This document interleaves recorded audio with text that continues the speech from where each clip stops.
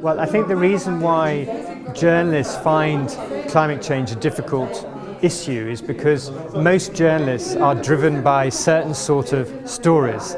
They like personal stories, they like dramatic stories, they like stories where there's a lot of conflict, or of course they like stories where there's something new, where there's novelty.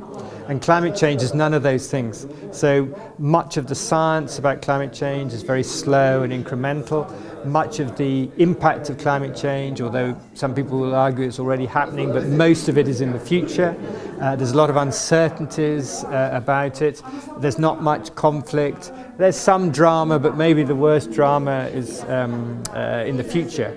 And for their audience, it's very difficult to make it hugely relevant to people's lives now. So it's a really difficult challenge to make it interesting for the audiences that journalists are working with. Well, I think there are several things that journalists could think about.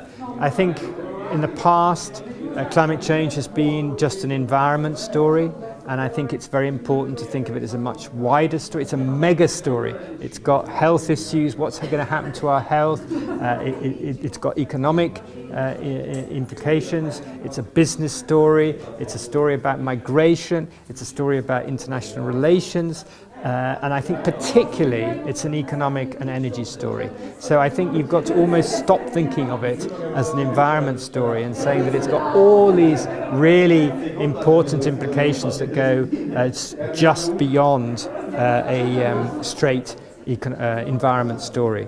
I think in terms of the digital media, my own view is that a lot of the science is very complex and it's very difficult to get across. But if you really work with digital media and people who really understand how to do nice graphics and nice interactive work, you can make something that is much more interesting and involving for your audience.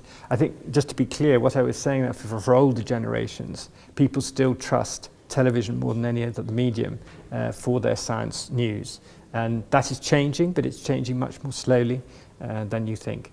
And if you look at the figures for how many millions of people still sit down and watch television news compared to the number who read online or blogs, because of an aging generation in Europe and the USA, it's still far more people watch television and trust television. But that's going to change. And of course, if we've done a number of studies at the Reuters Institute, and the way people consume news, anyone under 35, it's absolutely revolutionizing how they consume news. But I think there's still, even though the platform changes and the way that people interact with the news, there's still going to be a need for reliable, trustworthy news that people really value.